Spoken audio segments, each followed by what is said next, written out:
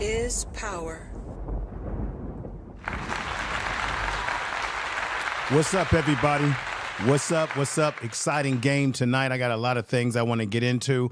I want to appreciate everybody that's coming into this program tonight. This is a hell of a win for CU, for Colorado, for the players, for Coach Prime, the coaching staff.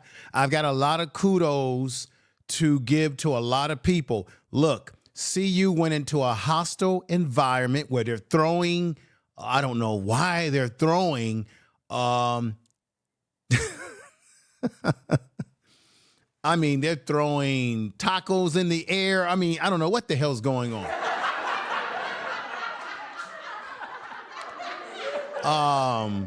It was a hostile environment. The crowd was hostile. You had people in the crowd that were throwing plastic bottles. You had Shallow, who I guess apparently got hit with one of these bottles, and he went over and threw the bottle back into the audience or the stadium there.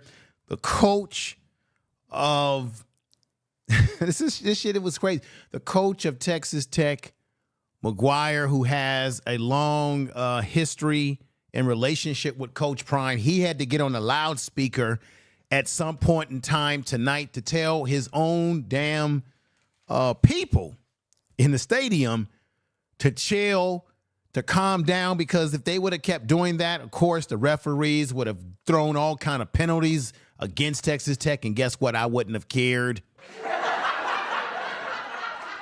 Shirley, Alicia, Peggy, Pretty Many, everybody that's in the house. Jeff Bay, thank you for being here. Jeff Bay says good win, improvement, and adjustment are needed as we move forward into defense gets game ball, offense. Hey, they did what they had to do. I got to be honest here.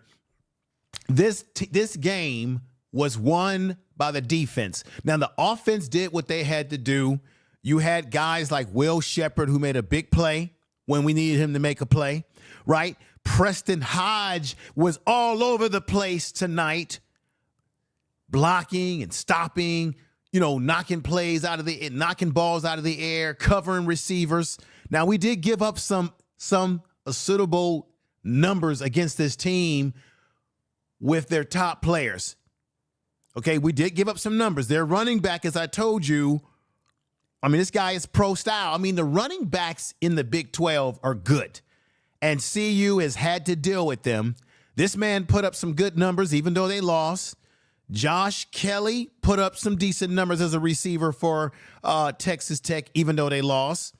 I told you all that their tight end, Conyers, was going to be a monster. But one of the things that stuck out for the defense tonight is that they made this young man, Morton, run all over the field. They put pressure. What we saw tonight is exactly how we want CU to play defensively. I mean, they were getting at the quarterback. They were getting interceptions. I mean, you had guys getting sacks all over the place tonight. They were getting pressure on this quarterback. They were flushing him out of the pocket. They pretty much dominated this game defensively. Now, in the beginning of the game, the crowd was wild, as I said before, and it made you think, oh, shit, is this going to be like the Nebraska game? The crowd is getting into it. They already got a 13-0 lead. And then eventually, CU, Coach Prime, his coaching staff, Shador, unfortunately, Jimmy Horn had an injury, so they had to take Jimmy Horn Jr. out of the game. So put him in your prayers. We'll have to see what I haven't had a chance to see Coach Prime's press conference or anything like that. So let's hope that his injury is just a setback from this game that still will allow him to be able to play next week against Utah. I made a mistake on the other video when I kept talking about I was jumping ahead when I kept saying, hey, they're going to play Oklahoma, and Oklahoma doesn't have a great record. Well, Utah's not looking good lately either, and they can beat Utah. Hot off the presses, I got to say this now. Do you know that Iowa State got upset today? And as a result, I'm excited. That's why I'm talking fast, everybody. I'm going to slow down, but I'm very excited because remember how people were laughing at us last year? How the the haters and the trolls would come in and say, oh, this team ain't going nowhere. They need to replace Coach Prime. Like I said on the thumbnail tonight, who's laughing now? Who's laughing now? Okay?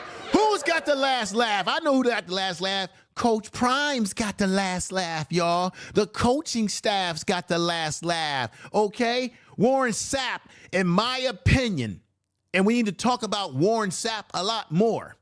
I think Warren Sapp is one of the reasons why that defensive line is playing out of their mind. Tell the truth. That you can tell that they are employing. I'm excited, everybody, so y'all gonna have to jump on this love train tonight. You can tell that this team is learning from Warren Sapp the techniques, the defensive tackles, the defensive ends. They are using the techniques, and you're seeing it in real time in the games. King Crown, what's going on here? Jeff Bay, I see you. Peggy, Heavyweight Trucking's in the house. Maurice Johnson's in the house. Okay? False Flag is in the house. Caught on Camera has come on in the house. Come on in the house. Bring them damn numbers up. We had 227 people watching. Get them numbers up. Do me a favor. Share this video because it's going to be a great show tonight. Share this video in your social media. Do you have X? Do you have Facebook? Whatever social media you use, won't you just hit your share button on your cellular phone, your Android phone, your tablet, your laptop, your desktop, whatever the hell you're using, and just hit that share button right now. And you're still watching the show. Because the techniques that this defensive line is using, you got to say they weren't doing this last year. Now, the talent is better than last year. The talent is a notch up from last year. But you can't forget you got an NFL pro man like this man right here, Warren Sapp, that's teaching them the techniques, and Coach Prime knows what he's doing. People were laughing at Coach Prime a year ago. Even people this year talking about, oh, maybe he can't coach. Paul Fonbon, little bald-headed man himself, kept talking about, oh, this team ain't going nowhere. Shador ain't done nothing. Now they find themselves in a situation where they may be, or they can play for the Big 12 championship. Where are they at right now? Where are the haters? Where are they at right now, ladies and gentlemen? I'll show you where they're at. Boom. CU is number 2 in the Big 12 conference. That's right, to all you haters out there. We got the last laugh. Suckers. Suckers, haters, and suckers. And I want to say, let me say to those suckers, or the sucker that runs On 3 Sports trying to clown our man Dukes, because he came over to CU. He's getting love from CU, and all of a sudden, Dukes tells us that, hey, they can't keep him on board because they don't have the resources to maintain his talent, yet they keeping everybody else on that platform. The hell with On 3 Sports as well. We got the last laugh on you. Coach Prime's got his back. Now, everybody, let's get serious here. You see right here where they are. Nobody, all the haters, everybody kept saying they ain't gonna win. All the haters on social media, you know who they are. The people on YouTube talking about, well, they got the same record they had last year. No, they don't. They're 5-1 in conference play. They're 7-2 overall. They're once again 4-1. They are playing better on the road these days. They got a winning streak for the last 3 weeks. They are W3, meaning they've won the last 3 weeks of the season. They are one step under BYU. Iowa State is 4-2 in conference play. Everything is in front of CU to get into the Big 12 championship game. And if they can get into the Big 12 championship game, they got a chance to get into that, hopefully, the big tournament, the tournament of 12 teams to play for the national championship.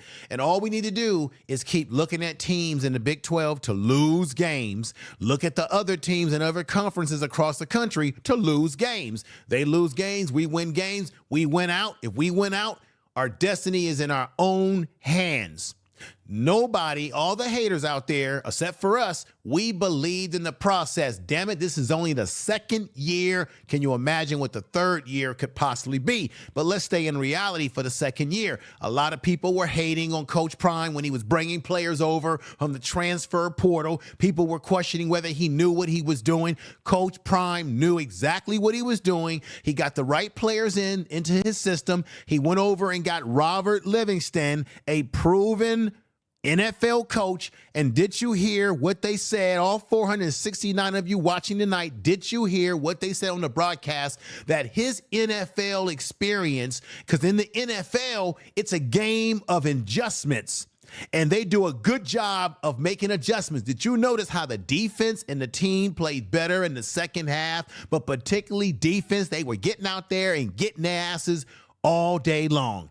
Now, once again, a little bit of concern that I have for them still going forward is that we've got to figure out a way to definitely improve the run defense. And damn it, we got to wrap these guys up. I'm sick and tired, I got to be honest, of seeing us make tackles where we're not wrapping guys up, particularly the running backs, when we should be able to stop them more efficiently than we have. Because as a result, we're going to have to keep working on this and working on this. But as a result, let me just put this right here. Thank you for the super chat. Rev Nelson, J Nelson, thank you, brother, from coming over, saying salute to you, my brother, about shout out to CU, CP as well, Off Media. Yeah, Well Off Media, everybody. And Neely, Uncle Neely doing a damn thing with the pregame show. Shout out to him. I had a chance to talk to him on Big Dog Chico's channel one night. He's a great guy. I like what they do over there on the show, right? They do the damn thing, you know? Prime Sports Media. Okay. They doing the damn thing over there. So I want to thank you, Neely, for working with Dukes. Also, the haters are choking on their spit right now. Tell the truth. Tell the truth. Right. Once again, everything is in CU's how can I say it? Their destiny is in their own hands. Nobody was giving this team credit in the beginning of the year when they lost to Nebraska. Everybody in the media, all the haters out there, were questioning Coach Prime and this team. Now, even some of his friends in the media, like the Stephen A. Smiths, what are they talking about now? And everybody, let me know. The Stephen A. Smiths, the Paul Feinbeins, they were all had their talk. Oh, I don't know if Coach Prime gonna stay at Colorado. They keep trying to get him out of Colorado, then talking about whether he can coach or not. We know that he can coach. He's improving. It's the second year. He's got players out there flying all over the damn place on defense. This is not hypergamy, what I'm about to say to y'all, when I say that I believe that it's a fact. CU has got the best defense in the Big 12, if not the best defense. They got one of the best, if not the best defense. It's no doubt in my mind that the receiving core is the best receiving core in the Big 12 and one of the best in the country, if not the best. They were talking about that receiving core tonight when they came alive with Will Shepherd coming alive. Wester, the young man Wester, number 10. I thought he was going to be wearing the number 1 jersey, but I think he was wearing number 1 tonight. And this kid, Wester, what can we say about him, man? Let me put him up here. This young man is the real deal. He gets out there. He plays inspired football. He's catching balls. He's making plays. I appreciate what he's doing out there, okay? We know that Shallow, coming off of his injury, he was a little rusty some time back, right? A little rusty. Needed to, get the rust out. Coach Prime talked about it. Shallow played very good in this game, made plays, but I could still see where everybody says he wears that wrap around the shoulder. You could still see even in this game tonight where having that brace does affect his ability to completely wrap up. But Shallow played a hell of a game tonight. And I want to say, Rev, thank you for coming over and leaving that message that you did. Mods in the chat room, I appreciate you all rocking with me tonight. 549 of you tonight making this channel go. Thank you for bearing with me. I'm so damn excited. I don't know what to say, because if you would have told people a year ago that CU would find themselves when they went over to the Big 12, they would find themselves in a situation where they could be playing for the Big 12 championship, most of these people last year would have laughed at you. All the people that were against this team, didn't think they had the talent to do it, would laugh at you. Ha, ha, ha, ha, ha. Get out of here. Oh, and you had all these people on social media talking about, oh, you CU fans and people that follow the team, you're all delusional. But guess what, everybody? We've got the last laugh. I just want to marinate in this a little bit, because we have taken criticism. We have taken nonsense. I can't tell you, everybody, how many haters and trolls were writing in the comment section of this channel, writing nasty comments in the chat room. And it's funny how they don't come around. Where are they? Where are they at? Where you at? It's like listening to crickets now. You hear that? They're quiet. The haters are so quiet, you can hear the crickets. They got nothing to say. I'm telling you, folks, to those of you in the chat room Tell the truth. who believed in this process, you didn't jump ship when things were going bad for the team or when things seemed a little bit off kilter. I want to thank you for staying on board through all those ups and downs, right? It looks like to me, let me bring this up right here real quick, right? There's this talk about Juju. Where's Juju going to go? Hey, damn it. Indiana has already moved on from him. All kind of stuff's going on at USC. And hey, I think Juju is going to surprise us, everybody. I predict that I think the man is going to sign with or going to commit to Colorado. And I could see myself doing a video saying he's committed. It just looks like that. Just a short little sidebar I wanted to say right there, because don't think that these recruits are not looking at what Coach Prime, the players, and the coaching staff are doing. Okay? Don't think that they don't recognize what's happening over here with this program, that it's on the rise, not on the bottom. I got to give it a lot of credit to Pat Shermer.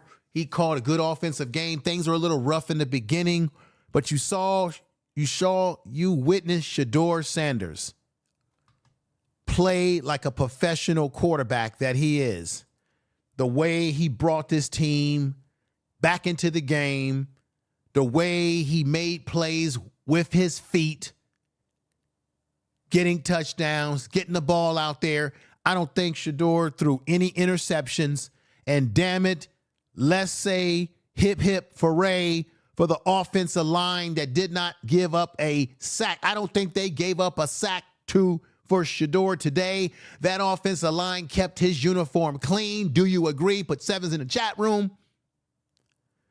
Do you agree that the offensive line came through and did what was necessary? Come on now, let's give him credit. This man right here, Jordan Seaton, is getting better each and every game. Coach Prime made the right decision in the transfer portal, bringing guys over like Justin Mayers in the beautiful from where he was at with UTEP, but now with CU. Did he or did he not make the right decision bringing this man over, Khalid Benson from Indiana? Come on now. Did he or did he not make the best decisions bringing these guys over? We've got Walker, who came over from UConn. Did Coach Prime make the right decisions in bringing these guys over? In the beginning of the season, the offensive line took a L against Nebraska, but ever since that Nebraska game, They have gotten better. The running game has gotten better. However, I would say today, I felt that they should have stuck with the run just a little bit more than what they did. I wanted to see more run because they win games very well when they have the run going for them. But today it was the defense that was able to make up the difference for whatever the offense was not able to do. Let me give you some highlights right here. Remember in the first quarter, you had B.J. Green, the great B.J. Green, defensive end who came over from Arizona State. He got a sack in the first quarter. That was B.J. Green. Give him a clap. This man right here, B.J. Green. So what's happening is that we got a defensive line that's putting pressure on the quarterback from all phases of the game. Guys are coming inside the quarterback. Guys are coming from the outside, getting the speed rush, and B.J. Green contribute to that with one sack today. Then you've got this kid, Walker. Walker, number 53. They talked about him all game. This kid, Walker, was a monster today. Walker had one sack in the second quarter to really turn the momentum around for us. It was the defense that turned the momentum around in this game from start to finish. And then we can't forget that Wester in the second quarter, and he put his longest reception for the day was 23 yards.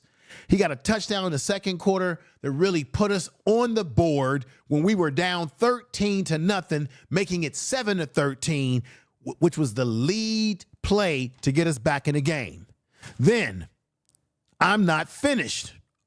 Then you've got Will Sheppard.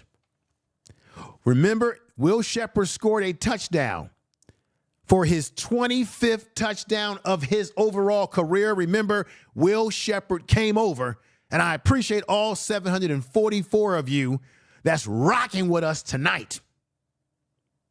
I give you the analysis. I give you the program here. Will Sheppard tonight, how many of you realize this? When he got his touchdown in the third quarter, that was the 25th touchdown of his overall college career. He's the bigger receiver on this team, and he came alive when he got that touchdown. That really shifted the momentum on top of what Wester did for us earlier in the game. And then the man himself, the legend himself, the living legend himself that we're getting a chance to see, that is Travis Hunter. In the third quarter, he gets a touchdown, right? And it was stated during the game that when he got that touchdown in the third quarter, he had already had 6 catches for 95 yards at that point. Give him a clap. Now, this young man right here, I am fired up and juiced up, everybody, tonight. This young man right here, okay, McNeil, number 88. He got a sack in the fourth quarter. He put on quite a show today because he got a sack in the fourth quarter it was a fourth down. The clock was stopped at 4 minutes and 10 seconds on the clock when he got a sack on Morton, their receiver. And all night long, pressure was put on. Pressure pops pipes, as you already know. Pressure was put on them. Pressure was all over them. I want to say to the mods in the chat room, thank you for being here. I see we got Goddess in the house. Everybody, Jeff Bay's in the house. Highway Masters in the house. Everybody, put those 7s because the 7s help to crank up the algorithms. We got C Wiz WANZ says, let me see. He says this right here. Let me read, if I can, what you said right there. He says, when I watch his first meeting with the team, I guess he's talking about Coach Prime, and what he said, I knew I was going to support him. I prayed for him for success, and God is answering. I love that he loves God and is not ashamed of God's son. I would definitely do this After you said that, sir, that deserves a clap. Powerful statements, powerful statements. Keep keeping those powerful statements going. I see what you're saying on the board. We've got my man, Street Media TV. That's my man. That's my man right there. Make sure that if you want cutting edge information that's happening in the community, in the urban community, that's my man, George Makem. He has an organization, Urban Nerds Worldwide. He's working in the community. He's dealing with youth, and you get a tax write-off. You buy his merch. That's going to help what he's doing with the kids and the youth in Philadelphia. He wants to expand Urban Nerds Worldwide, and he has a YouTube channel called Urban Street TV. Does great content over there about what's happening, in our communities. Check out my man, Street Media TV, who came in the house. We both do social commentary because I have another YouTube channel called The Information Man Show, and I do commentary on that just like that, brother. So let's give him a clap. Coming in, Street Media, thank you for coming in, man. Mr. W is in here putting sevens. Alicia's in here putting in sevens. We got B-Dub97 coming in saying CU's defense was balling tonight. Their defense is the key to this team being able to be where they are. And this defense, what have I said personally? And I'm not the only one that's been saying this, but I've been saying this on this channel. The defense gets better every week. They have made steps and strides ever since the Nebraska game. If the defense keeps playing like this, they are definitely going to make it into the Big 12 championship, and they've got a shot to win it and a shot to see if they can squeeze themselves into the national championship. Let's not play around here. Share this damn video, everybody. Now, this young man right here, again, number 50, number 88, was all over the place. Sacking, putting pressure, unstoppable at times. And I'm going to say it again. We need to be giving not only the defensive coordinator and Robert Livingston coming over from the NFL, and he's doing what they do in the NFL by making those halftime adjustments with the defense, because you don't see that a lot in college football. You see it with the upper echelon teams that have these type of coaches who know how to make in-game adjustments and make the proper adjustments at halftime. That's what they do in the NFL, and Robert Livingston is adept at that. Folks, do you agree with me? Or you disagree? Let me know. Put sevens in the chat room. Street Media is in the house again saying, peace, family. Peace to you, Street Media. Glad you're over here rocking with us tonight. Willie Dow says CU's defense are big ballers. Yeah, they're big ballers. But didn't Coach Prime tell us that he was 8 or 9 players away from making an impact? And he said, what did he say, everybody? Coach Prime said, let's put Coach Prime up here right now. Coach Prime said, you better get me now because later on, it's going to be very difficult. I'm going to say this again. The recruits are watching this. His recruitment is going to be better going into next year if they keep winning and doing what they're doing, and the kids are seeing, hey, he's turning things around. And we know that these young kids, they want to be a part of a winner. And another thing I want to say, Coach Prime is not only about playing football, but on my pregame show, I read what he said. You all heard about this. He spoke to the players about academics, how they better get their academics up, but how they better improve the academics, that he's not taking no BS, that they need to focus on their academics and take academics serious, because he'll take football away from them. So I got to give Coach Prime kudos for pushing the emphasis on what? Academics. Football is one thing, but when Coach Prime comes out and tells these players about their academics and stuff they need to be doing academically, that creates a more found respect for the man, you see. It shows that the man is balanced about what these kids' priorities should be. One, academics, education, of course, football. But in this case, academics, you can fall back on that when things don't go well for you in football. Now, Hill Green, number 41, was all over the place tonight. Did you all see how he jumped up in the air and got an interception in the fourth quarter? He jumped up, grabbed the ball, and just the momentum just kept raining down.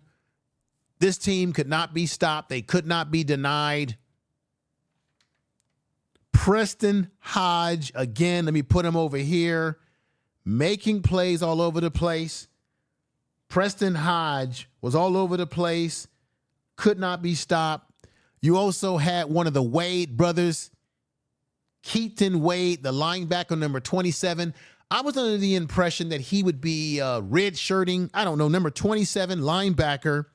He made a big play. He contributed to a sack with 1 point. I think they call it 1.5 sacks, which is a half a sack because he's also sacked the quarterback at the same time as someone like McNeil or Walker. So these guys were flying all over the place. Deion Sanders, what can we say about him tonight?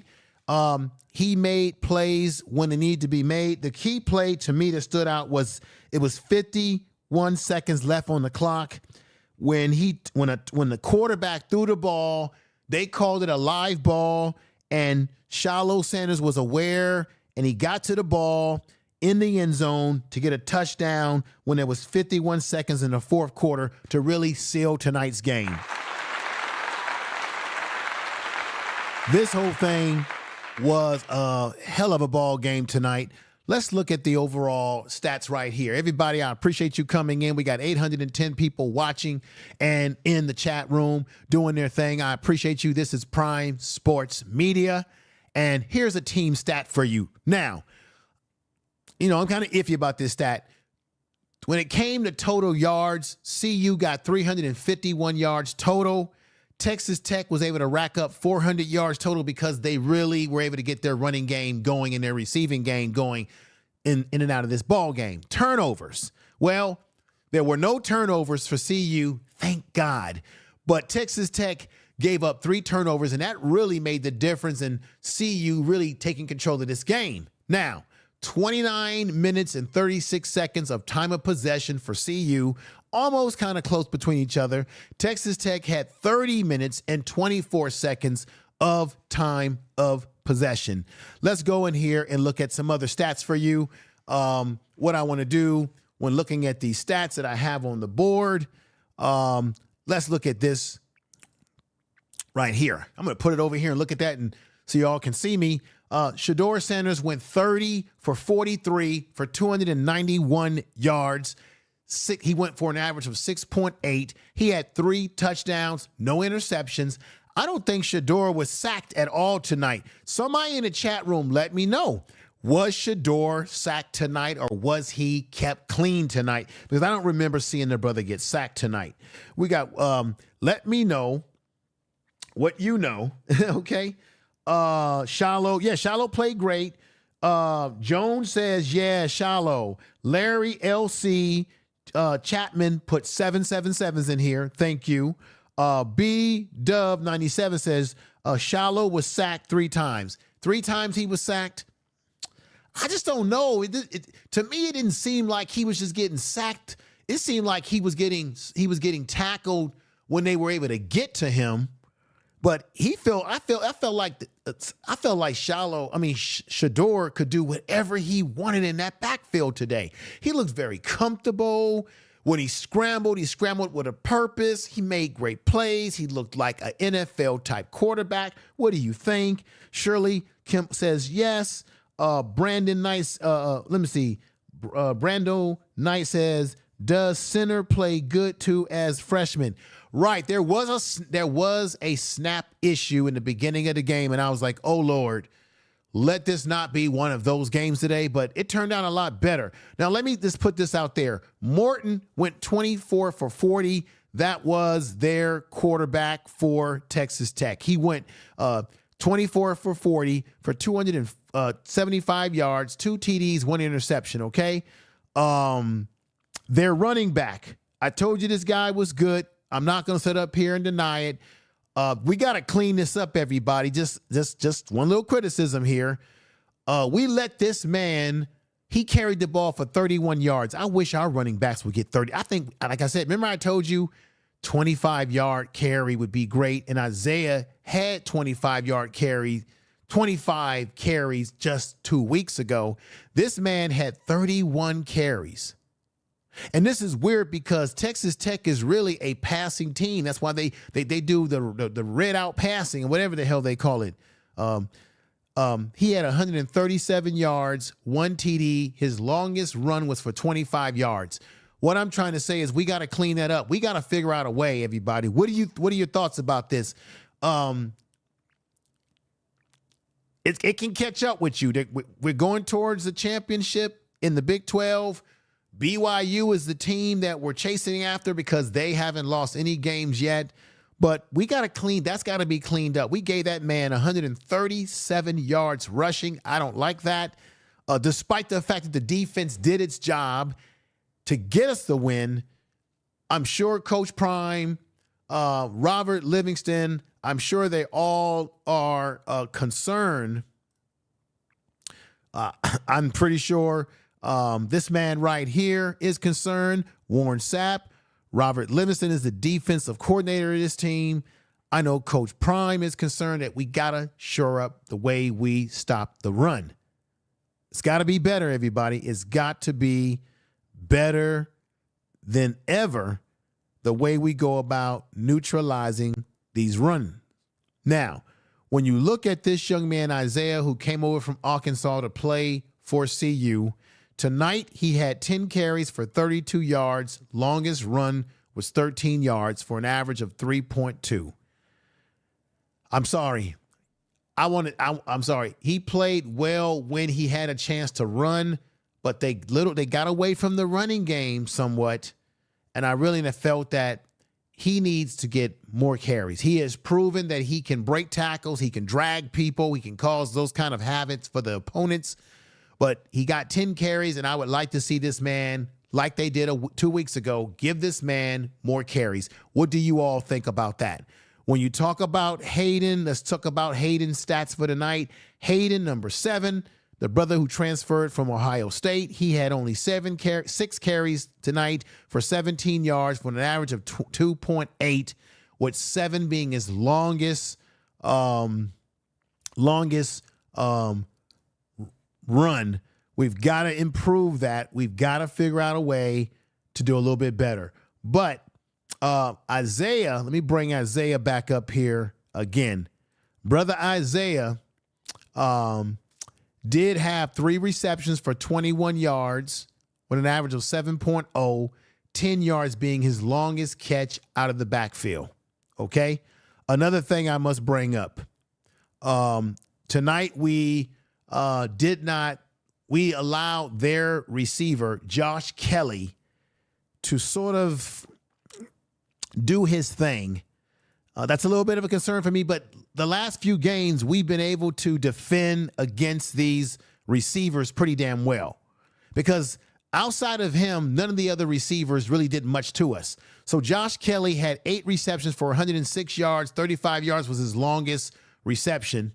Conyers, the tight end, okay, the only damage he did to us was a 27-yard catch, and he had 40 yards on the night, 4 catches, really didn't do much damage to us. So we actually controlled their receiving game, but we allowed Josh Kelly to get a little loose and wild on us. So I'm sure they're going to shore some of that up going into next week. But let's look at our player, Travis Hunter, everybody. Travis Hunter, what can I say about this brother? He did the damn thing. He was the man tonight. Travis Hunter had 9 receptions for 99 yards, 1 touchdown, 24 yards was his longest run, right? The man was all over the place. doing his thing. And this is what we need. We need this type of play, this type of skill set. Once again, Wester, number 10, he came in with 6 receptions, 82 yards, 13.70 average, 1 TD, as I said earlier. 23 yards was his longest catch on the night. Going back to Will Shepherd, his numbers. Will Shepherd had 8 catches for 79 yards, 1 TD, an average of 9.9. 19 yards was his longest catch on the night.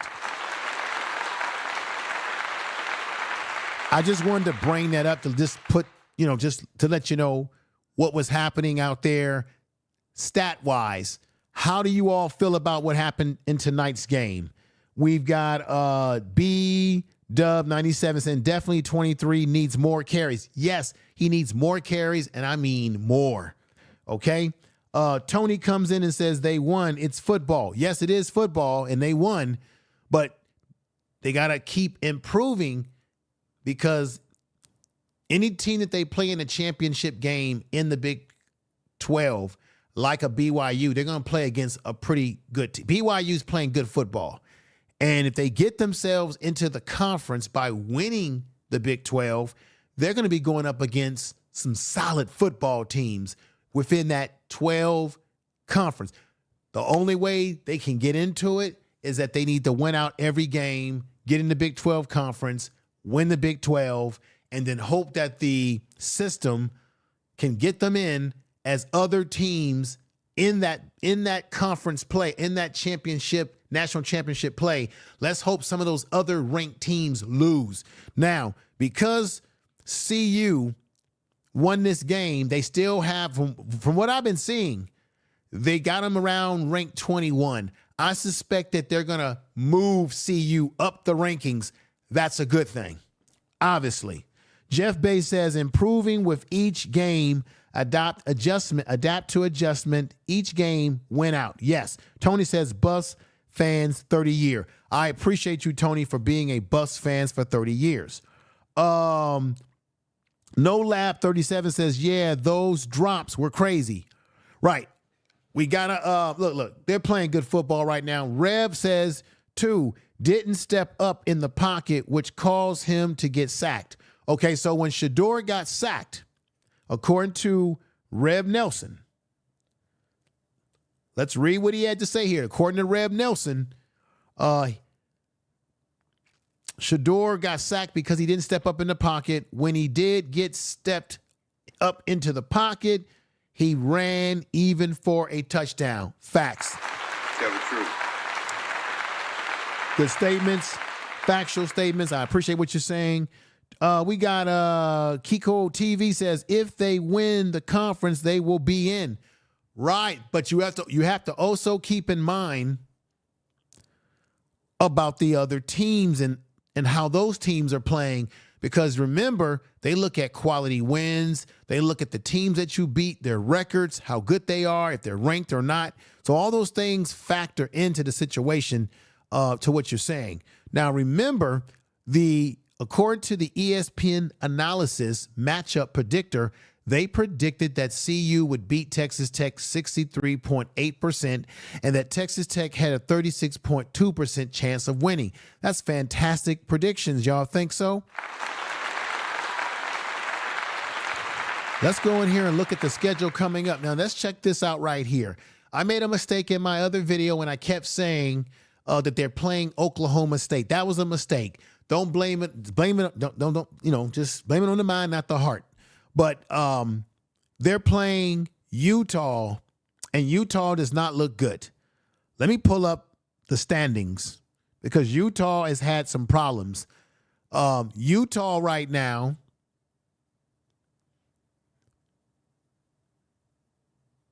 wow, Utah is falling out. Yeah, Utah is 1-4. Oh my God, in conference play.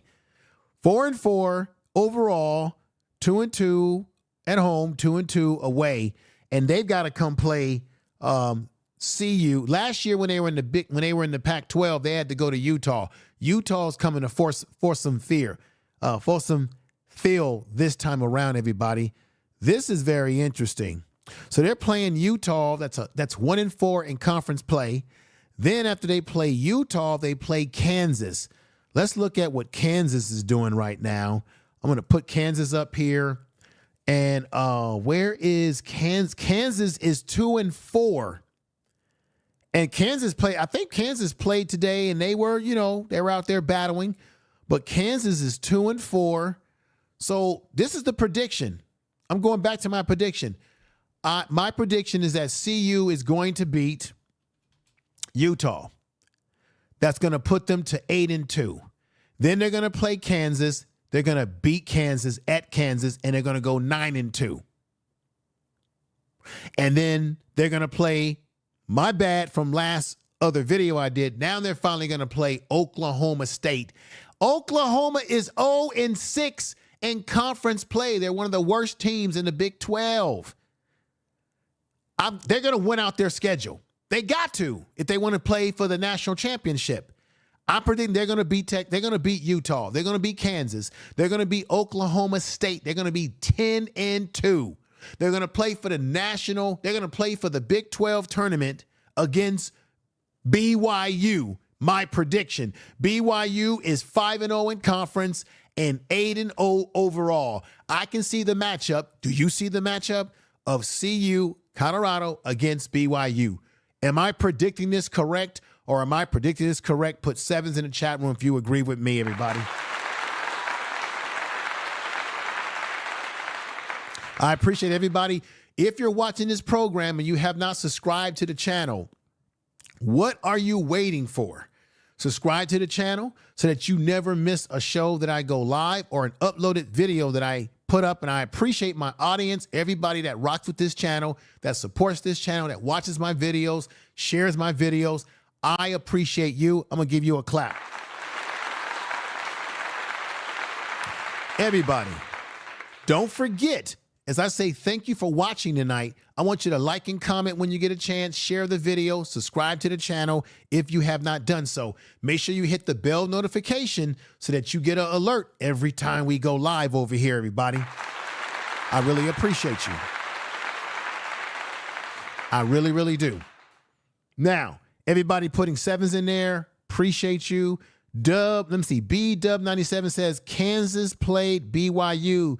They weigh the play Iowa. They're waiting to play Iowa State. Kansas could get a victory. Right. Remember, Iowa State lost today.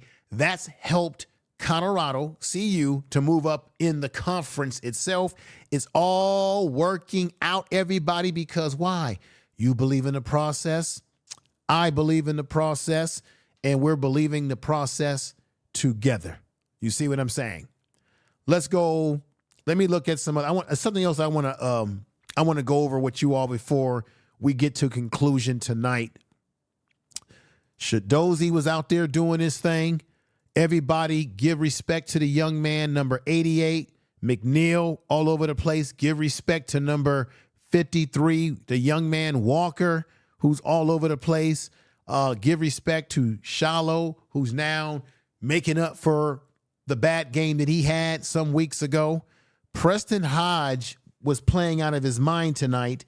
I mean, he didn't get an interception, but he was all over the place, making plays, believing in himself.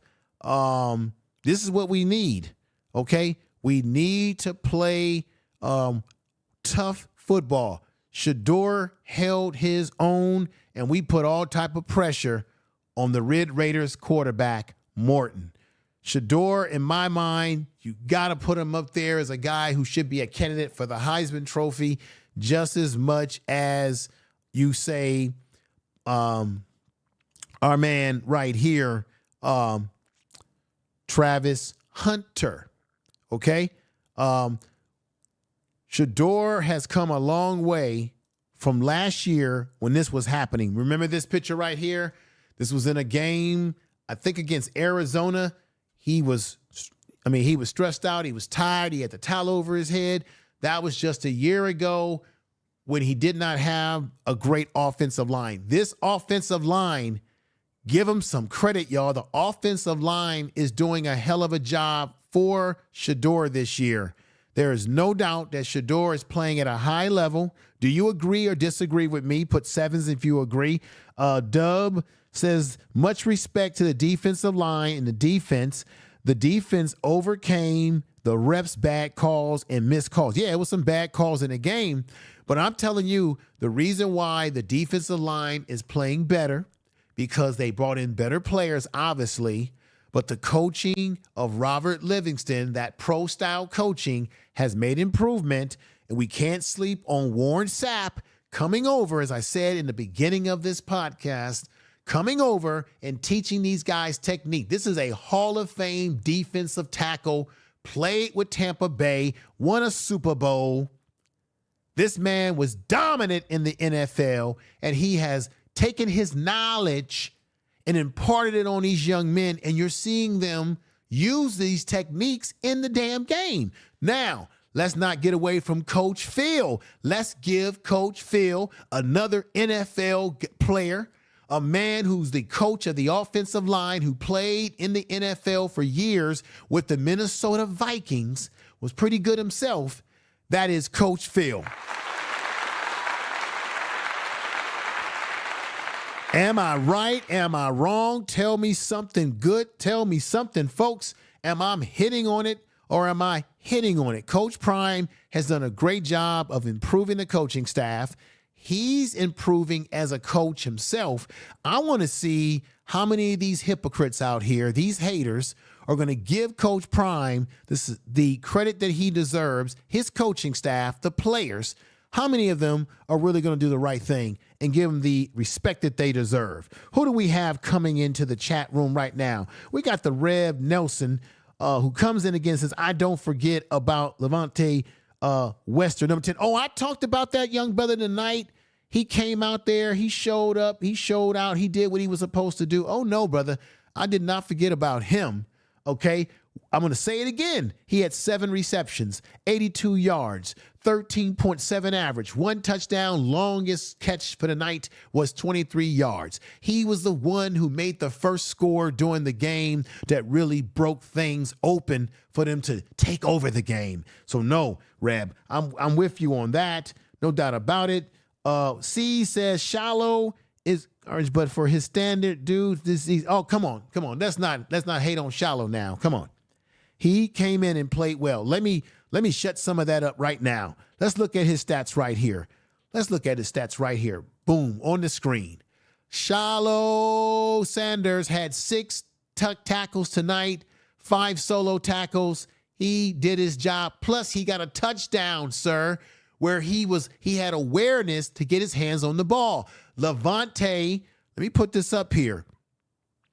Levante Bentley, who I had on the screen not just a minute ago. Here we go. What did Levante Bentley do tonight? Let's just give credit where credit is due, okay? Levante Bentley had 10 tackles, 7 solos, okay? Nakai Hill Green, everybody, as I'm looking at the numbers, he had 9 tackles, 6 solo tackles, and remember, he had an interception tonight. Okay, Hill Green, number 41, had an interception tonight. McNeil, who I talked about a little bit earlier, number 88, had 9 tackles, 2 solos, and 1.5 sacks tonight. Walker, the young man Walker, had 7 tackles, 6 tackles. Look, check this out. The young man Walker, number 53, 7 tackles, 6 solo tackles. He had 2 sacks, everybody. 2 sacks. And just incredible. Preston Hodge, who I told you was jumping all over the place tonight. Let's give him some respect here. Preston Hodge had 7 tackles, 6 solo tackles, okay? Shadozi came in tonight and had 7 tackles, 5 solo tackles. And I already said and told y'all what Shallow did with 6 tackles, 5 tackles. Craig, oh my God. Cam Craig tonight. He did what he had to do. He had 5 tackles, 3 solo tackles. Okay? Doing the damn thing, doing what's necessary to win football games. Okay? Somebody else I want to give a little love to, DJ McKinney. And where is my DJ McKinney? And of course, we know that this man right here, Wester, was playing well. But DJ McKinney, the number 8, the cornerback, he had 4 tackles, 4 solo tackles. And then you had Keaton Wade, who I told you all about before, number 27. He had 3 tackles, 2 solos, and 1.5 sacks. Colton Hood had 3 tackles, 2 solo. And Colton Hood almost got an interception tonight. That young man has an ear and a nose and an eye for the ball. Almost got an interception tonight. Played outstanding himself when things happen. Now, Stottlemyre, number 23, did you see tonight how he tipped a football? He tipped a ball that was key when Texas Tech was trying to come back.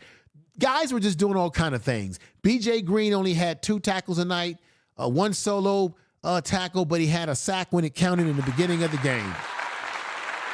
The stats don't lie. The stats don't lie. And guess what? Shallow is the truth. Shador is the truth.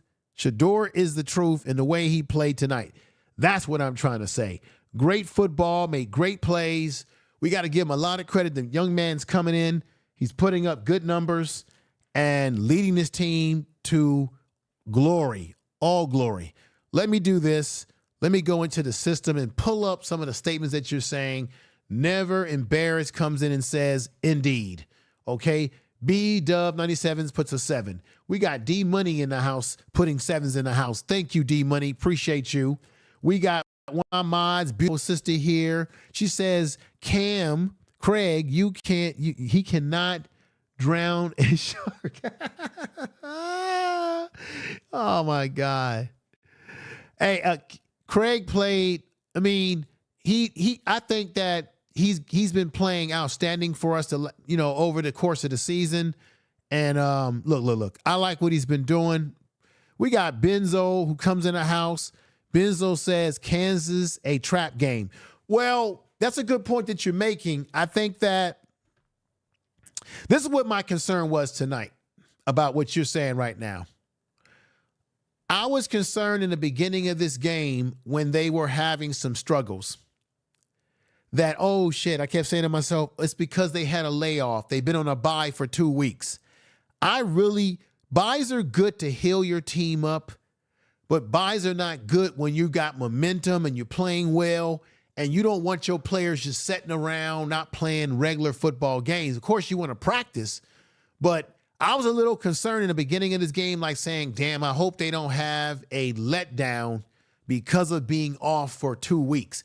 Because remember in my pregame video, I kept saying that Texas Tech was probably hoping that CU would have a letdown against them, right? Because they were looking to get themselves into the possibility of playing in the Big 12 championship. So I hear what you're saying. We got the truth coming in the house, the truth reality LLC. What's going on, my sister? Putting 7s out there. Appreciate you. Appreciate you too for coming over. And let me see who else I can put in. We got Terry in the house. Terry, what's going on? Good brother. He says, I will not even entertain the haters. They always going to say something negative. Okay, that's right. The most important thing is playing for the championship. I agree. Tell the truth. Reb is coming to the house, and Reb says this: these CU aunties don't play about shallow. Right. The aunties don't play about them. That's right. Yeah, I don't want, let's keep it to football. Let's see. Stop hating on shallow. Shallow, look. This is why we shouldn't hate on shallow.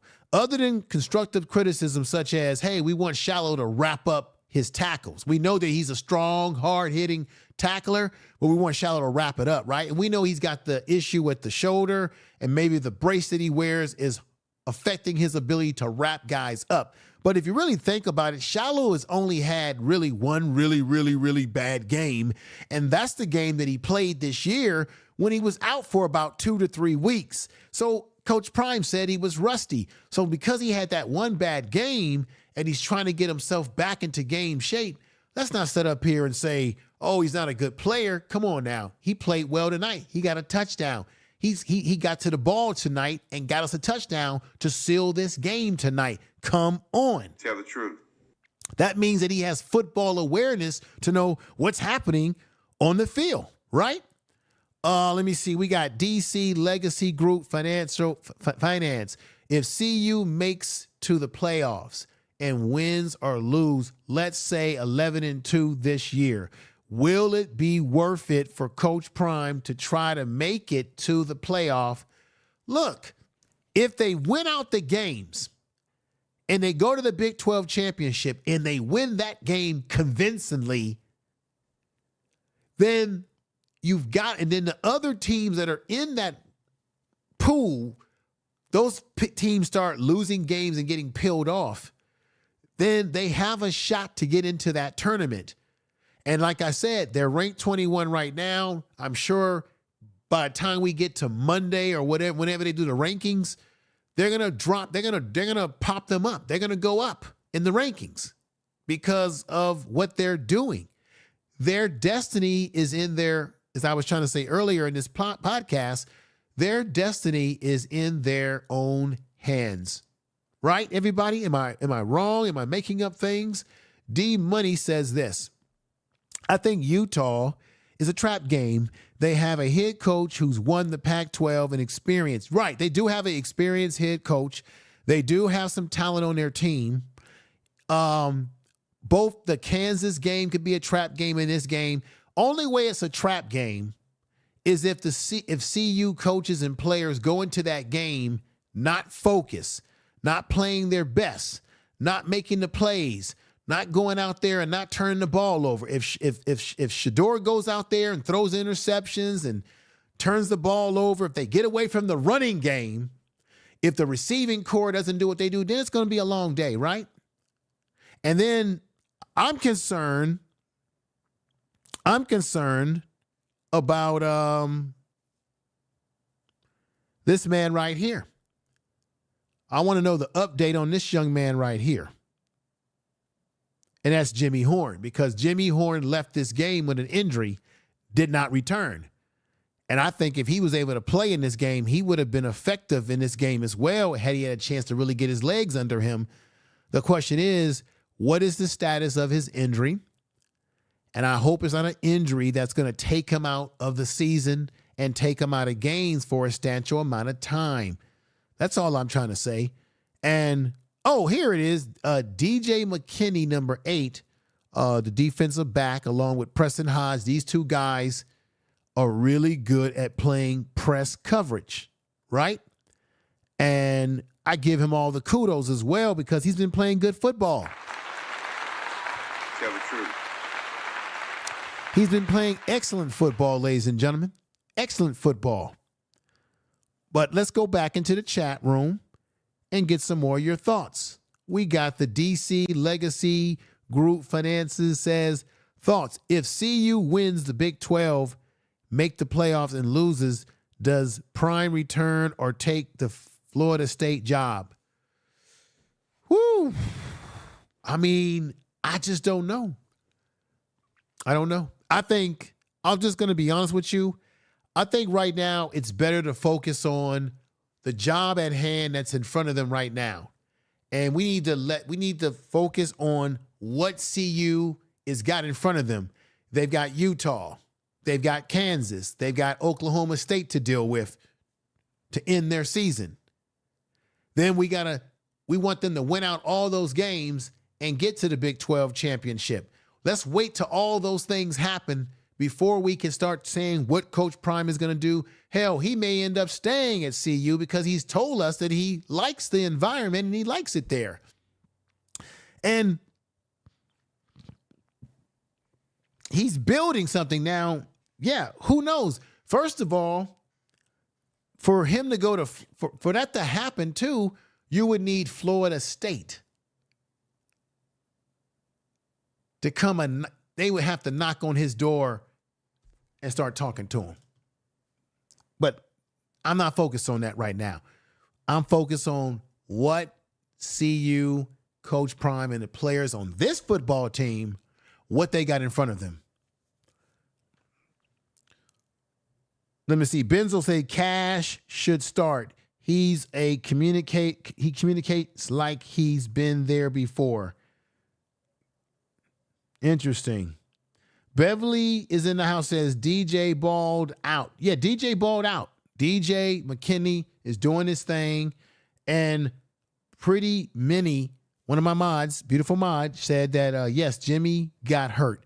Can anybody in the chat room, because I haven't had a chance to look at any, and I normally like to play Coach Prime's press conference, but I didn't see any press conference on it before I went live with this.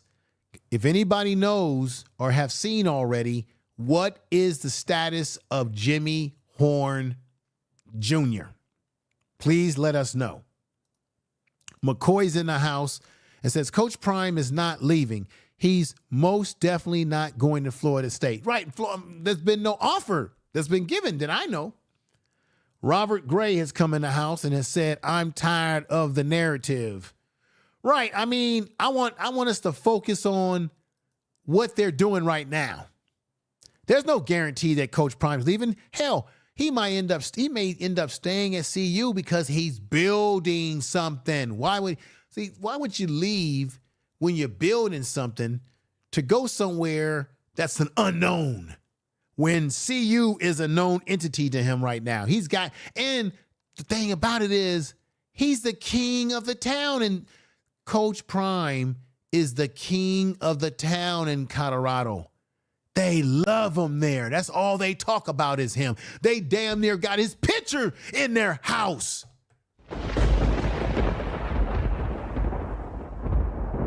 They damn near got this man's picture on the wall.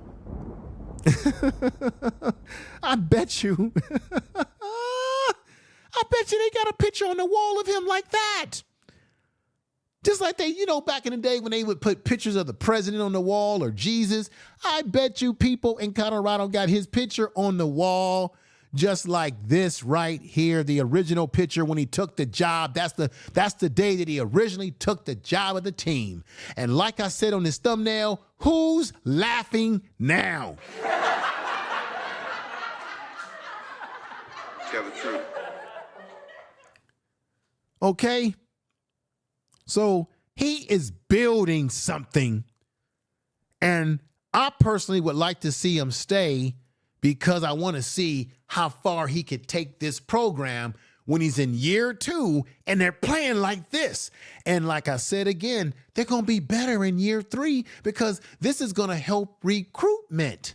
And you're going to have a bunch of guys. I'm telling you, I've been saying this and saying this. You're going to have a bunch of guys that are going to be trying to transfer into CU after this season. If he stays at CU, mark my word, the class that he brings in next season is going to be better. On top of what they already got. And remember, he's got players that are not playing that he's now red-shirting. Amarion Miller, remember the young man Amarion Miller, who's only going to be better next year, especially after he rehabilitates from his injury. And I believe he should be red-shirted so he can come back as a red-shirt sophomore. I'm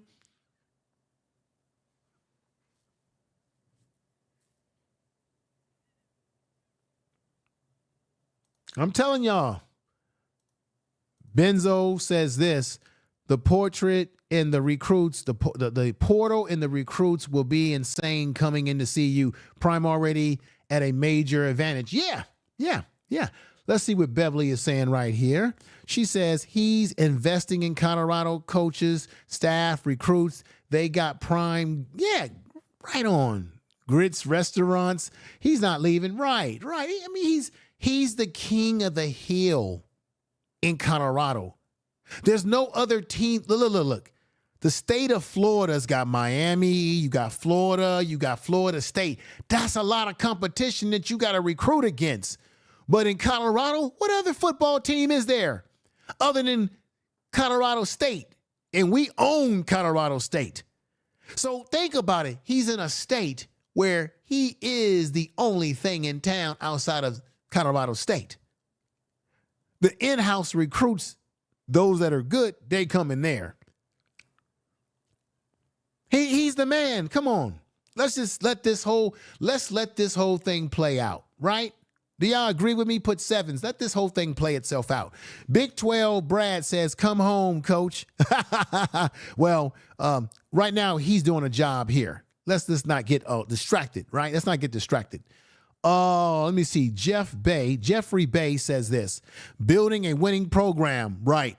Tell the truth. Building a winning program. Let's go with Robert Gray. Robert Gray says this. The only folks talking about Prime leaving are the ones that don't want him to succeed. And I want him to succeed because I believe in the program. I believe in the process. Robert Gray. Tell the truth. Thank you. Let's see what we got going on here.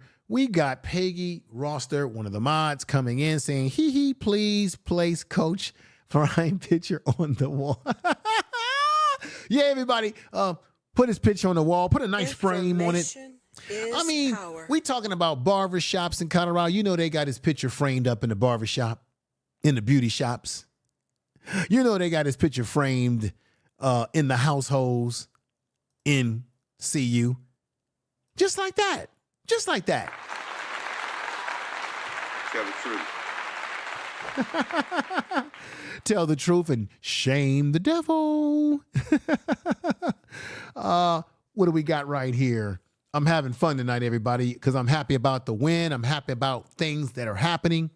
Alicia put 7 in there. Alicia comes in, doing her thing. And Coach Prime is in a lot of commercials. Yeah, he's doing fine. He's making money.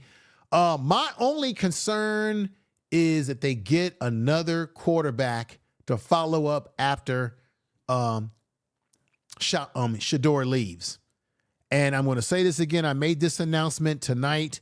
I'm going to make it again. Julian Lewis, doesn't look like he's going to USC. At least it doesn't look that way.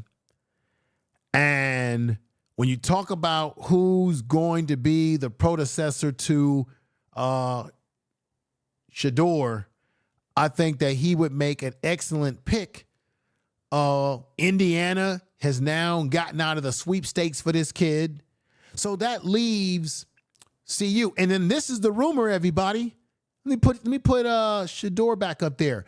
They put this out in an article, and they're saying that there's a rumor that Shador might be they're saying that Shador might be behind the reason that he's not going to go to Indiana now. That maybe Shador is doing some things behind the scene to convince Juju that this is the place that you need to come, man. There he is giving him the keys right there when he came for one of his recruitment visits. What do you all think is going to happen with this young man? I could see him with that number 10 jersey on playing. If we could get him or any caliber quarterback that's at that level, we can continue. Coach Prime can continue to build on what he's already building on. What do you think? Put 7s in the chat room if you believe that Juju is coming to CU. What's going on with my man Ed in Houston, who's coming in, who says ball out, ball out, ball out. Ball out, ball out, ball out. What do you all think? Let me go back in the chat room. And, Pretty Minnie is putting 777s. I like that. Thank you. Let's see. Benzo says, Prime don't like recruiting yeah, and that could have played a role. Well, I think the young man is going to come to see you. and I'm going to be so excited to do a video about it and go live about it. You see what I'm saying? DC Legacy Group says, Juju is good. I think Stubbs will start spring ball, and then Ponder and Juju will battle for the starting job. And I hope, and guess what? Juju going to win that starting job. That kid got talent. If you watched him on film, they've even said that he's made improvements this year in his game. You know, the elderly lady named Peggy probably have Coach Prime on. You know, she got him on the wall. Got this black man plastered all over their walls in Colorado.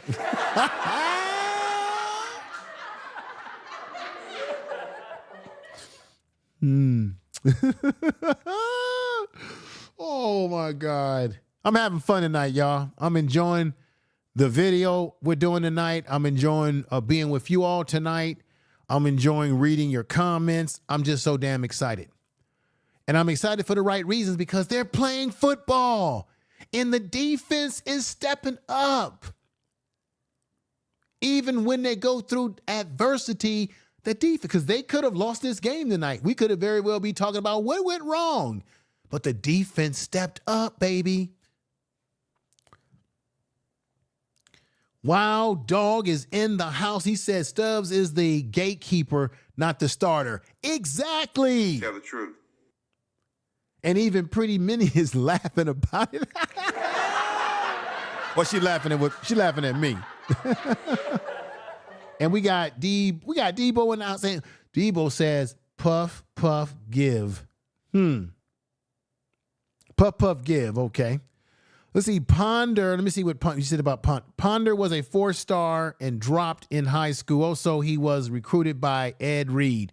Right. Remember when Ed Reed was supposed to coach at Bethune-Cookman, and that whole situation was kind of sad how that whole situation turned out. I really feel bad about that situation. But you know what? It would have been nice if Coach Prime would have brought Ed Reed onto his, his staff. Can you imagine if Ed Reed was on his staff and how he would add to the secondary and his coaching a bit? I think, man, who knows? Ed Reed might be consulting. Who knows what Ed Reed's doing behind the scenes? Who knows what other people are doing behind the scenes? Let me see who we have here. We got people coming in. We got a Cotton. What's going on, Cotton? Cottrell. If I'm saying that wrong, forgive me, brother. But thank you for putting the 7s in the chat room. I appreciate you coming over. And what other people are saying? I'm trying to see what people are saying before I come to any conclusion tonight with this podcast. David Walker says, as far as the quarterback successor, he's already on the roster. Dominique Ponder. Yeah, Dominique Ponder was the quarterback at Vanderbilt, right? Am I wrong? Tell me if I'm wrong or right. Did Dominique Ponder play at, he's the one that came over in the transfer portal. He's real tall, right? Like almost like basketball player tall. Tell me if I'm correct by putting 7s in the chat room. And we're talking about the young man that he brought over from Vanderbilt. Was it Vanderbilt? Can someone confirm that? Yeah, DB-Dub97 has confirmed that I'm correct. They do have a quarterback already there. Brando Knight says, okay. Bethune-Cookman is 2-8 right now, and they could damn sure use Brother Houston, Ed Houston. They could have used Ed Reed. Shame on them for not getting those facilities together. Shame on them. I did a video about that on my other channel, The Information Man Show. Wild Dog says Ed is saluting Ed Reed in there. Let me see who else we got coming in. B-Dub97 says Coach Matthew is the best DB coach CU needs right now. Tell the truth. So I was right that Ponder came from Vanderbilt just like Will Shepherd. Ed Reed is the definition of defense and passion. Facts. Tell the truth. Defense and fashion. Yeah, I agree with you. Let's see. David Walker's coming in. Let me put his statement up here. Good. Thank you for coming over too, brother, and supporting the channel. I appreciate you. David Walker says, Bethune-Cookman, where he came from, Walter Williams was one that came from Vanderbilt. Oh, that's the connection there. Okay. Thank you for giving us that kind of information. That's deep stuff. Thank you, good brother. I appreciate that. We got Dwayne. Dwayne has come in the house with the salute to everybody. How you doing, brother Richardson? Brother Richardson, how you doing? He says salute to chat. Hey, Richardson, thank you for coming over, young brother. I appreciate you. You've been rocking with the channel lately. I keep an eye on people that I see that come over here and rock with the channel. So I'm gonna be modding up some more people at some point in time. But I've been keeping an eye on you. Thank you for coming over, supporting the channel, and joining in. We got No Lab 137 or 37 says that coaching staff is cooking. Oh man, I'm loving everything, man. I hate to end the program because I'm having fun talking, reading your statements. Okay, Benzo says Prime will not bring an Ed Reed on his staff. Well, why? Why? I don't think Ed Reed said CU's not a playoff team, and I think he even doubted them making the. Yeah, but remember, Ed Reed came to CU. He was here. He spoke to the team. I don't think Ed Reed was talking smack about CU. What do you think, Richards? What do you think, Wild Dog? Somebody confirm this for me. B-Dub97, David Walker, that Ed Reed have anything negative to say, or did he do criticism or constructive criticism about the program? Bernard Knight, what's going on, brother Knight? He is more of a running quarterback. You talking about Ponder's more of a running quarterback? You talking about Ponder, who came over in the transfer portal from Vanderbilt? Is that who you're talking about? Confirm that for me, because I'm trying to be a part of the conversation here. Let's see here. Robert Gray says we need a kicker with a legitimate leg. Mata ain't it. Yeah, man. Yeah, I'm a little concerned about his low kicks. And I hate to say what I'm about to say right now. He made the kicks tonight. They were very low. But I'm almost scared, everybody. Tell me if this is right for me to say this. I almost feel like with his kicks being so low that I almost hate to say, when is the luck going to run out? And I would hate to see us be in a championship game or some significant game that will seal our ability to get to the Big 12 championship game. And I would hate it to come down to his foot. I hate to say this. And it be a situation where he misses the kick because of that low trajectory and somebody blocks it, or that's what scares me about Mata right now. That he's making these low trajectory kicks now, but when we get in these real pressure cook games, when it's all on the line for the championship, when it's all on the line to get in the championship, when it's all on the line to get into that 12-seeded national championship tournament, if we can get there, will his foot hold up? What do you think? I hate to go there like that, but we have a right to ask that question. Ed said this. Ed Houston says we need a kickoff man. Yes, we do. Our punter, our kickoff man, his kicks are low trajectory. I do not like it. Another thing I got to criticize tonight, and our defense bailed us out of this shit.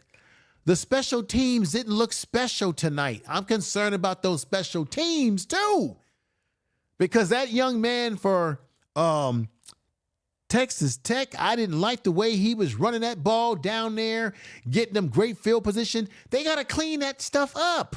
They had that same problem a couple of games ago. Come on. They got to clean the special teams up, and the kicking has got to improve, man, because I think that special teams and the kicking is going to be our Achilles heel if we don't clean it up, and it comes down to kicking and special teams. I'm very, very concerned about that aspect of the football team and the nuances of us stopping the running game. Am I correct or wrong to have this concern? If you agree with my concerns, put 7 in the chat room. If my concerns are valid football concerns. Even though this was a great win for them, a fantastic win, a much-needed win. Richard said this, defense getting right the right time. Right at the right time is correct. Right. B-Dub97 says special teams needs to be fixed. CU needs to invest in special team coach. Yeah. They probably need to get some guys in the transfer portal for next year that can really play some special teams. Benzo says CU's got a squat kick. It giving up good field advantage. Yeah, we're giving up too good a field advantage to the opposition when our kicker ain't kicking the ball well. So it looks like everybody's agreeing with me. Alicia's agreeing with me. Ed's agreeing with me. Pretty Mini is agreeing with me. B-Dub97 is agreeing with my analysis so far. I appreciate that. Robert Gray says something no about something. I don't know what you were saying no about, but let us know what that no is about. By Cakes AJ says, if you're doubting Meta, then you must be new. No. I'm not new. I've been following this team since Coach Prime got to CU. All we're simply saying is that even the commentaries on the football shows are saying the same thing. Sometimes when he kicks the ball, his balls are very low in their trajectory. And we're just a little concerned about that. That's all. The special teams in the kicking game isn't actually been that great. Mata, yes, he kicked a 47-yard kick a few weeks back. Did a great job. I gave him his flowers. When everybody can tell you that's in that chat room, when he did well, I put his video on the screen. I put his pictures on the screen. We gave him all the kudos and love. But even when he made that 47-yard kick, those kicks were very low. So I'm just a little concerned. That's all. And special teams. You have to be concerned about those areas of the football team because as they start playing better teams, BYU is a better team. Any team that they play outside of the Big 12 conference, if they get into the 12-seeded national championship conference somehow, they're playing against better football teams who got guys that can block those kicks. We got to be honest. We got to be honest. Wild Dog says 777. He agrees with me.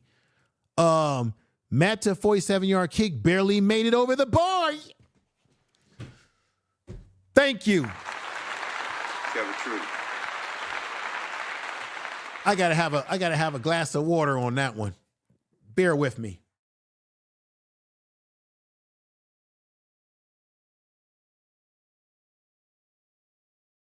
Thank you for that.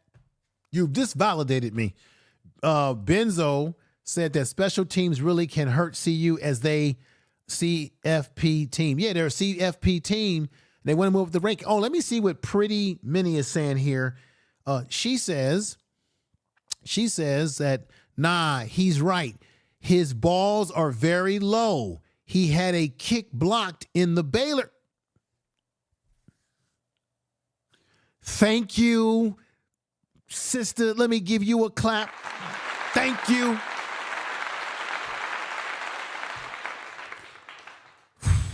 We're not hating on Matt. We're not hating on the young man. We're just noticing that area of his kicking game has got to be improved. Because even tonight when he made the field goal kick, they even said during that game, wow, his kick barely made it because it was very low. Thank God he did made it. That's when the game was 31-27. Then he kicked the ball for 3 and made it 34-27, right? Am I right or wrong? Come on, help me, folks. We're here together. Oh, we got Richardson in the house. He says we start games slow and finish bad. You know what? I'm actually glad that you said that, Richardson. Because I noticed tonight when they had the lead, right? They were leading 31. What was it? 31 to what was it? Before they went up 41, they were I noticed when they get leads and they start playing well, they kind of let the other team creep back into the game. And I really have a problem with that, right? I've been noticing that sometimes when they get a lead and things are going well for them, and then they go into the fourth quarter, all of a sudden the team, their opponents, start to creep back into the game just little bit here and there. And then CU will start making little mistakes here and there. That's a concern that has to be cleaned up. Thank you, Richardson, for bringing that to our attention, because I've been noticing the nuances of that every now and then. But they still played well tonight, despite some areas that need to be cleaned up, should we say. Mark Moses says this: they know his limitations. That's why they're sweating in there. Yeah, good point. Richardson says, yes, they let the team back in all the damn time, and we got to clean that up, sir. I'm glad you recognize that too. We've got Jim in the house saying that Prime and the refs. The referees suck in the Big 12, and referees in college football overall, in my mind, suck.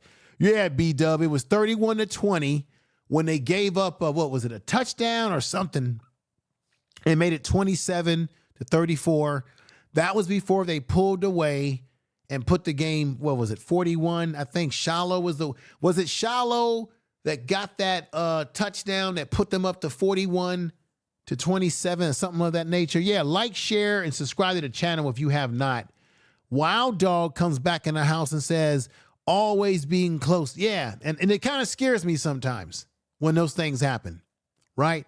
Robert Gray says this: 3 wasted possessions in the fourth quarter. Very irritating.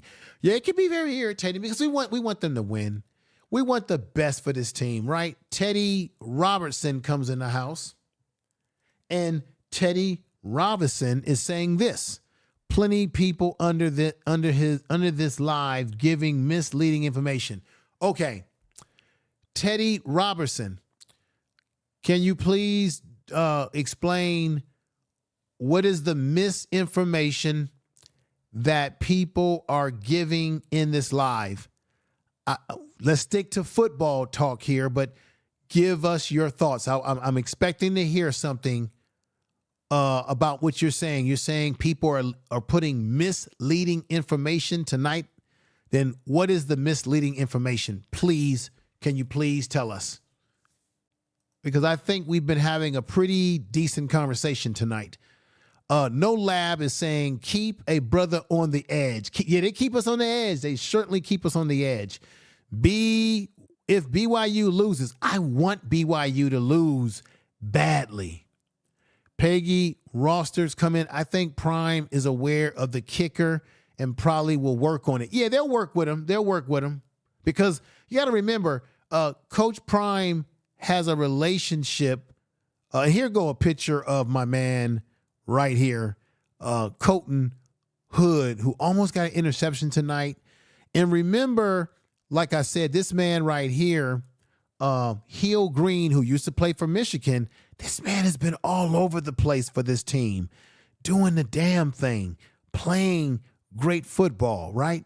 But remember, Coach Prime has a relationship with Mata, right? He goes all the way back with him just like he does with Travis Hunter and everyone. He goes all the way back to Jackson State with him, right? So I think Coach Prime is going to take more of a fatherly approach with this young man to get him to figure out ways to get his kicks a little bit more trajectory, right? A little bit better trajectory is what we're looking for, right? Aren't we looking for that? Benzo says turnovers on downs. BYU's in trouble. Oh, so you're saying BYU is losing right now? Wait a minute, Benzo. Wait a minute. Is BYU playing right now? Are they playing a football game right now? BYU, you say BYU's in trouble. If BYU loses that game, CU moves up in the conference rankings. They'll be at the number one top. Somebody tell me what's going on right now. BYU's down 14-10. Woo, this is real-time talk right now, everybody. Welcome to Prime Sports Media. If you're new to the channel, as I said before, go ahead and do this. It won't hurt you, and that's subscribe to the channel. This is how you can do that. Let me put this in there and let it be known. Like I said, subscribe to the channel. Thank you for watching tonight. Okay, like and comment when you get a chance and share the video and all that good stuff. And here we go right there. If you want more videos like this or more live streams like this, go ahead and subscribe to the channel. We do the damn thing like this all the time. And we're always looking to improve in what we're doing, learn from others, learn from you in the chat room, have these good conversations about what's happening. But right now, people said that BYU is down by 14-10. I hope they lose. Pray that they lose, everybody. That can only help CU. So let's go back into the chat room again. Let me see. Let me see what's going on with the chat room right now. Have a good night. Alicia says, have a good night. She's about to retire for the night. Thank you, Alicia. Let me give you a clap. Thank you for coming over and supporting the channel. We love you here. You know I love you. You've been supporting me on all my platforms and rocking with me. I'll be going live on the Information Man show tomorrow, Alicia, talking about the situation with the presidential election, you know, what happened to the Dems and and what have you. Getting into that in a critical analysis. Let me see. B-Dub97 says, if BYU loses, they will probably tie CU in conference. Yeah, or BYU may have a slight edge because CU has 2 losses.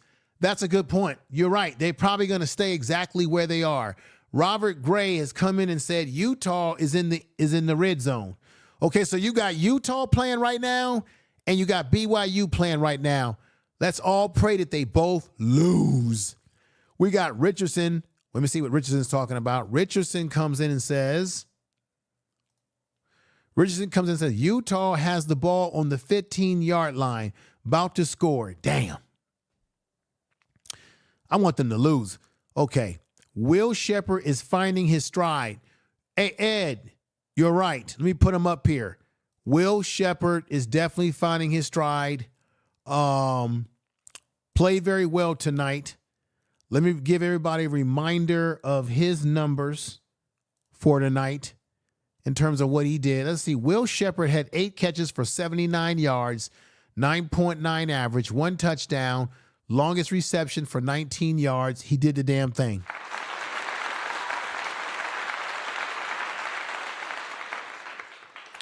That's all I'm saying. Robert Gray says Utah is playing BYU. Oh, okay. Well, shit, I want BYU to lose, okay? I want them to lose because they're the big dog right now in the conference in terms of having the better overall record. I want BYU to lose. So now, tonight, personally, I'm rooting for Utah. Teddy Robinson, I'm answered your question. Scroll up. Okay, let me see what you said. Let's see what you said.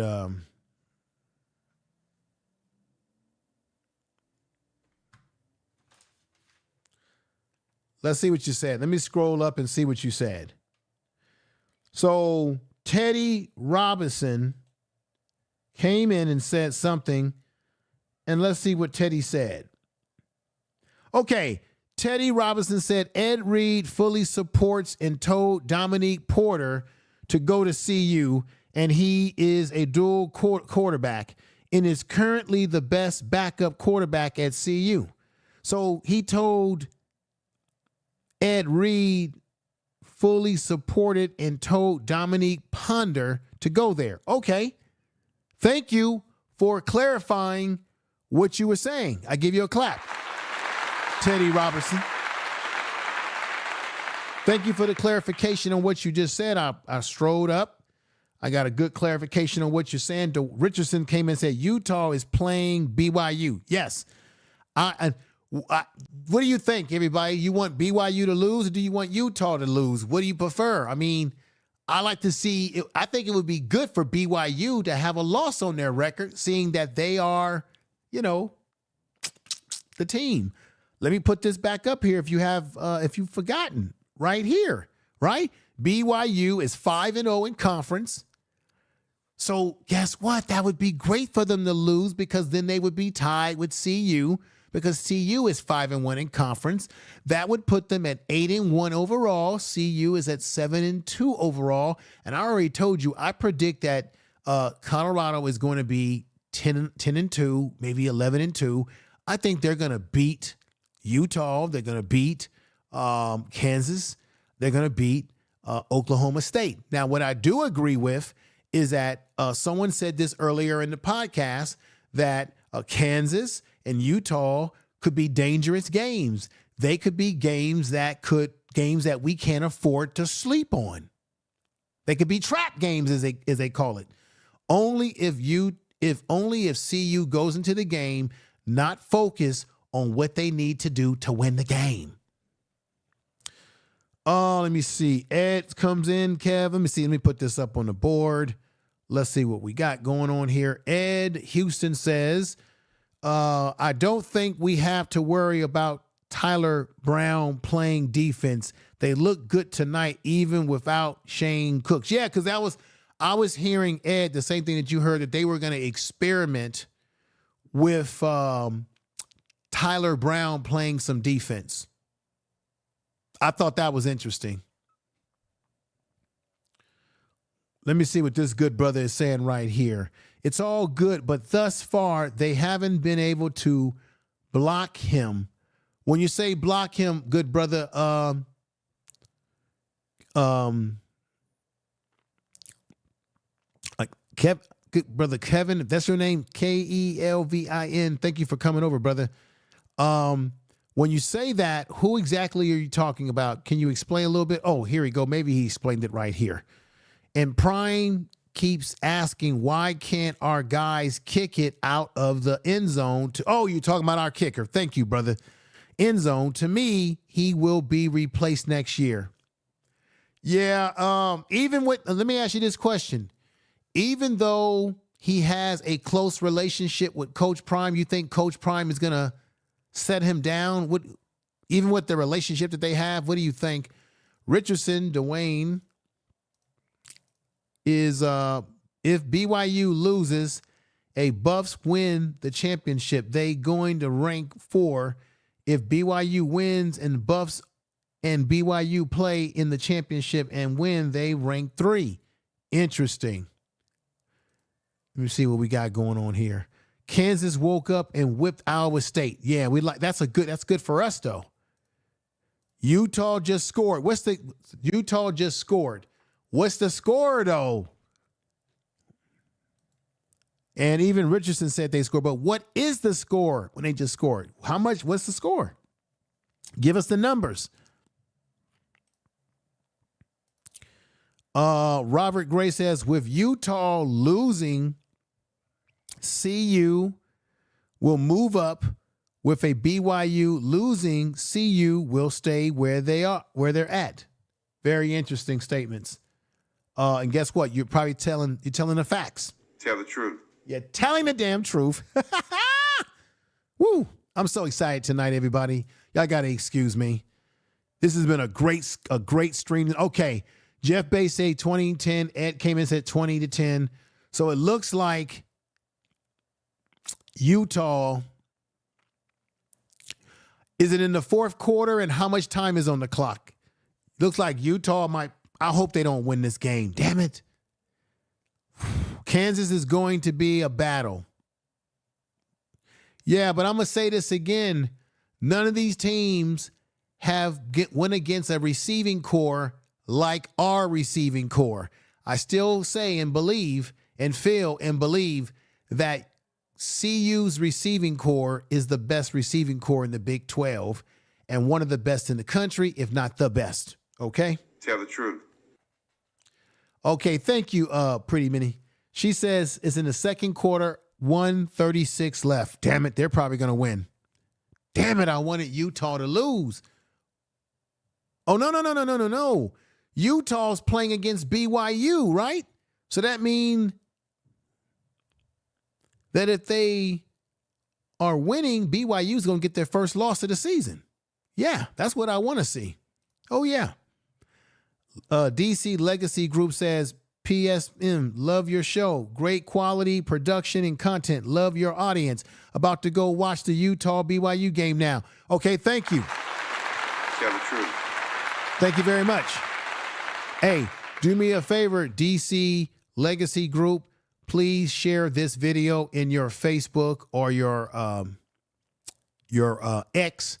If you guys are members of like groups that support Coach Prime and the team, groups like on Facebook that, these football groups for the team, drop this video in some of those groups. I really would appreciate that. Drop it in your social media because I think everybody deserves to see this because we are enjoying a phase in which CU is coming of age and they are shutting up the haters and they are moving.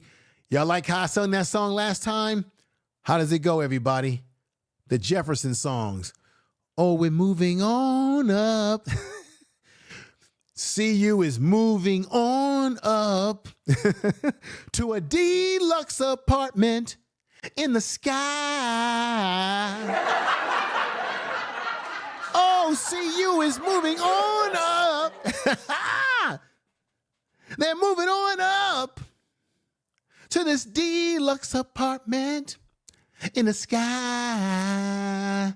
CU is moving up, and the haters don't like it, but we got the last laugh. Woo!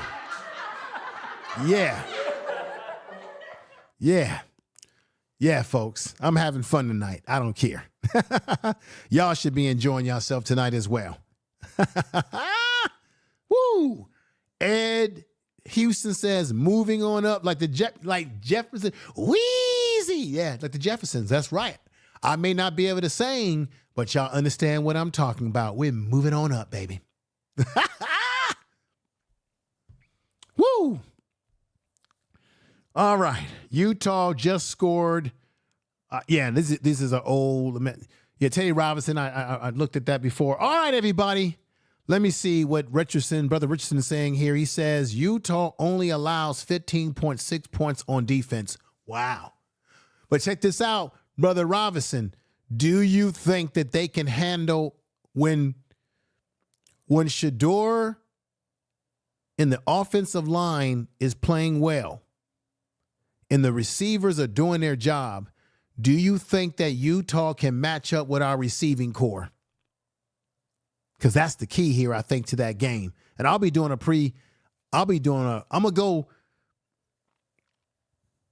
try to do a deeper dive into my pregame video for the Utah game. But Brother Richardson, I need your thoughts on that before I end this program tonight. I need everybody's thoughts on that. Hell, everybody's thoughts before I end this tonight. Ed Houston says haters wrote us off after the Nebraska game. Look, Ed, you've been following this channel. Remember what was it? Remember how when they lost that game to Nebraska, when there was some rough patches, you saw it. You see how these haters come into the chat room, try to talk a little trash. Where they at now? Where they at now? They probably sleeping. They probably sleeping in their mama's basement.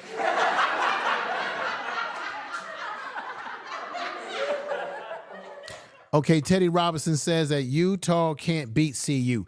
Right. So because I think the key to that game is that I don't think they can match up with our receiving core. I think our receiving core always keeps us in a game potentially. Right? Because we've got Shador and we have great receivers. That alone kind of keeps us in games, right? And then when we get the running game going, and I'm going to tell you right now, Isaiah, Hayden, whoever's running the ball, they got to have more than 10 carries, baby. We need 20 carries, 16 carries, 25 carries, baby. Yes. Tell the truth. Richardson says this. Utah's defensive line is good, but the corner's going to get cooked by CU's receivers. Facts. Tell the truth. Because their corners probably are not that good to match, not a good matchup. It's not going to be a good matchup for them with our guys. Yep, haters converting to fans. CU needs. Yeah. See, this was going to happen, everybody. This was going to happen.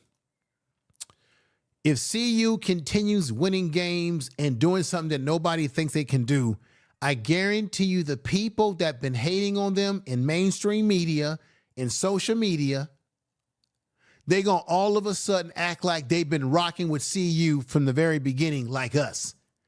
But I want y'all to remember who these people are. Write their names down. Because when they try to slide themselves into our chat rooms, you know what I'm talking about. When I say our chat rooms, I'm talking about Life and Football. I'm talking about Big Dog Chico's channel, right? I'm talking about Dave Talks Buffs. I'm talking about all of us that's doing content. You know they're going to try to slide themselves into our comment sections and into our chat rooms.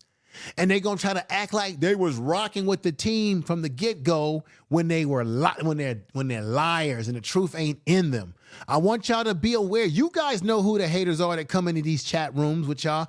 I want y'all to be aware of these suckers when they come in. Because when they come in, give them hell. Tell the truth. Tell the truth. These suckers. Again, they've got Texas Tech. They got Utah coming up. They got Kansas coming up. And they got Oklahoma, which is a really bad team. Utah has been playing well in the conference, and Kansas could be a trap game too, but Kansas has had problems in the conference. I'm going to say it again. The prediction, the Bible, here it comes. The football Bible, here it comes. CU is going to beat Utah in a very close game. I predict it'll be a very close game because they got an experienced head coach. I think Utah and Kansas State will be scrappy games, but CU will pull it out. I think CU will destroy Oklahoma State, and they will find themselves, 8-2, 9-2, 10-2, and getting ready to play for the Big 12 championship, and nobody and their mama had them pencil in this soon in the season for that type of accomplishment. I'm talking about the haters and the critics out there, the frog-looking face critics. Y'all hear what I'm saying? Nobody thought that this team was going to be going to the Big 12 potential conference. Come on now. Come on now, everybody. Make sure y'all subscribe to the channel. Y'all see me right down here in the corner. Y'all see me right here in the corner. Tell me I'm not telling the truth. I dare you, everybody. I dare you. I dare you. I dare you. Make sure you subscribe to this channel. Make sure you subscribe to this channel. Support the channel because we need your support. I need your support. You guys have been a hell of an audience tonight. Everybody, it's been a hell of an audience. I love what you're about. I love what you're doing, how you're bringing it to us right now. I appreciate you, everybody. We got to make sure that we stay focused on the fact that this team has gotten better defensively. The defense has come alive. CU has probably maybe one of the best, if not the best, defense in the conference. The one area that we need to shore up, which still concerns me, I'm going to say it again before I end this podcast tonight, is the run defense still needs to be shored up. The special teams was not special today. That needs to be shored up. They need to really they need to really work with that young man, Mata. The kicks have got to be kicked a lot higher than they've been kicked, because that shit can come back to hunt us down the line, everybody. That's why I'm making such a big deal about it. But I really appreciate the love that you guys have brought to the channel tonight. You have blessed the channel with your presence tonight. Big audience, big crowd came over. Appreciate that. I know we're going to get big crowds whenever they win big games, which I appreciate that. Nobody likes a loser. This is Prime Sports Media, y'all. Prime Sports Media, Mike Lowe's. I hope y'all enjoy everything. We're going to do it again. We're going to do this again. Richard, thank you for coming over. Everybody, put the sevens in the chat room. We're going to get on out of here. Share this damn video on all your social media. Tell somebody about the channel. I want to say thank you for supporting not only me, but all the other content creators who do content on this team, on these players, on this coaching staff. I want to say thank you for rocking with me like you do.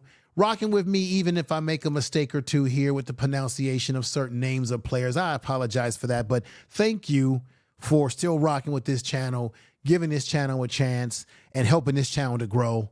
And we're going to keep on growing. And the team, Colorado, is doing great. Let me also, before I get out of here, I want to say that Shedeur played a hell of a game. He was poised. He made plays that he had to make. He made big plays. Let me say that Coach Prime, I think Coach Prime, give him credit, Coach Prime is improving as a coach. He's getting better as a head coach, right? Warren Sapp, I'm so glad that we have Warren Sapp. He is teaching these guys techniques, and it's showing up on the defensive line. And everybody, do you realize there were a lot of players that were out hurt today? Cokes was out. There were key guys that were out. There were guys that add to the depth of this team that were out hurt. And didn't Coach Prime say that the team has more depth? So for us to come out and play like we did today, and we had other key guys that weren't playing, and you had guys like Walker and McNeil, young players who, to me, our future is bright on that defensive line. Step up. That means things are great. Let's give our respect to Robert Livingston, who called a great game as a defensive coordinator. He did a good job. Pat Shermer did a great job in what he had to do tonight, calling the plays he had to call. Coach Phil, the offensive line coach, did the damn thing. All right. Shedeur, as you see him here practicing, he did the damn thing, played well. Okay. Shallow Sanders scooped up a ball that was a live ball because the ball got deflected by the quarterback, but it was a live ball. He picked it up, scored a touchdown, and did his daddy's dance. Yeah.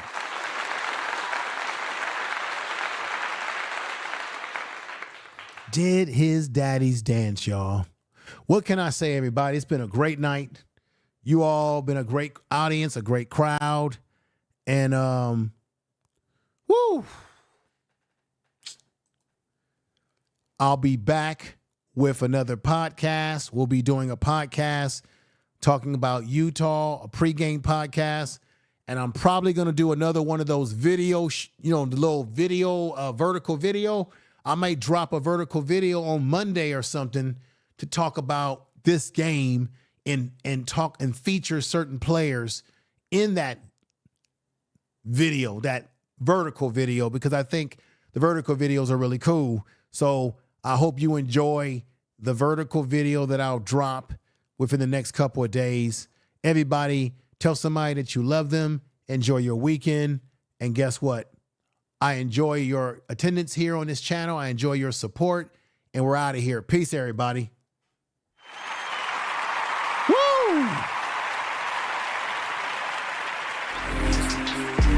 Tell you all the things I could do for you. Nah, nah, nah. Tell me nah, nah, nah.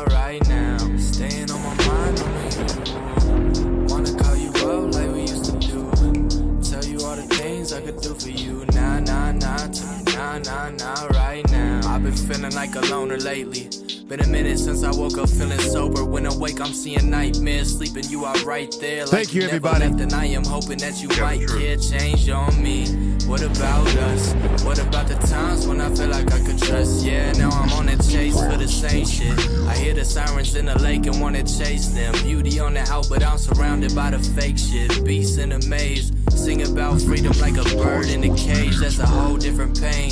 Calling up my homies and it's hard to explain. Yeah, it's hard to explain. Staying on my mind on the usual. Wanna call you up like we used to do. Tell you all the things I could do for you. Nah, nah, nah, to me, nah, nah, nah, right now. Staying on my mind on the usual. Wanna call you up like we used to do. Tell you all the things I could do for you. Nah, nah, nah, to me, nah, nah, nah, right now.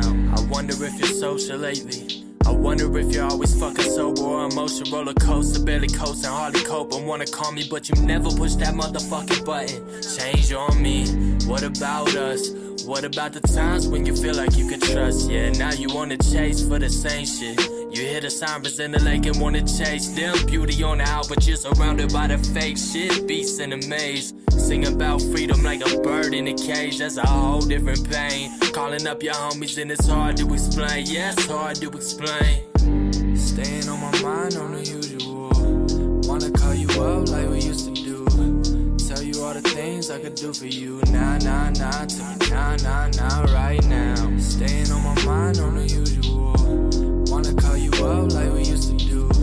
Tell you all the things I could do for you. Nah, nah, nah, to me, nah, nah, nah, right now.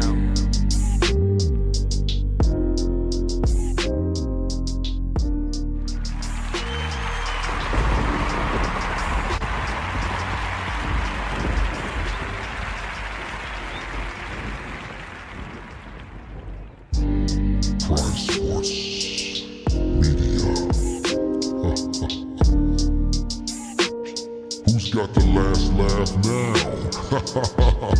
Staying on my mind on the usual. Wanna call you up like we used to do. Tell you all the things I could do for you. Nah, nah, nah, to me, nah, nah, nah, right now. Staying on my mind on the usual. Wanna call you up like we used to do. Tell you all the things I could do for you. Nah, nah, nah, to me, nah, nah, nah, right now. I've been feeling like a loner lately. Been a minute since I woke up feeling sober. When awake, I'm seeing nightmares. Sleeping, you are right there. Like you never left, and I am hoping that you might care. Change on me. What about us? What about the times when I feel like I could trust? Yeah, now I'm on a chase for the same shit. I hear the sirens in the lake and wanna chase them. Beauty on the out, but I'm surrounded by the fake shit. Beasts in a maze. Sing about freedom like a bird in a cage. That's a whole different pain. Calling up my homies and it's hard to explain. Yeah, it's hard to explain. Staying on my mind on the usual. Wanna call you up like we used to do. Tell you all the things I could do for you. Nah, nah, nah, to me, nah, nah, nah, right now. Staying on my mind on the usual. Wanna call you up like we used to do. Tell you all the things I could do for you. Nah, nah, nah, to me, nah, nah, nah, right now. I wonder if you're social lately. I wonder if you're always fucking sober or emotion roller coaster, barely coasting, hardly cope and wanna call me, but you never push that motherfucking button. Change on me. What about us? What about the times when you feel like you could trust? Yeah, now you wanna chase for the same shit.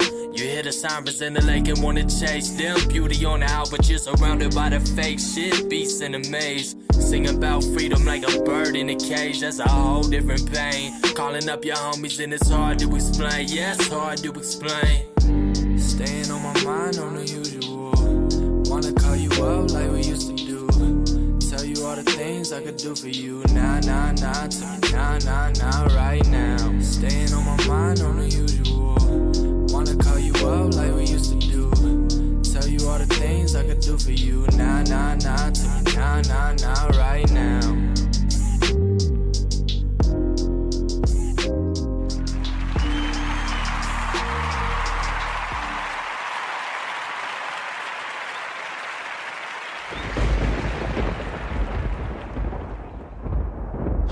Sports Media.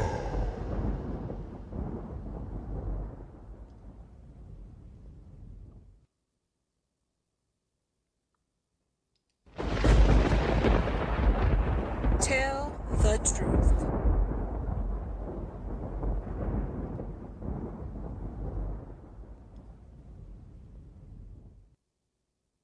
Prime Sports Media.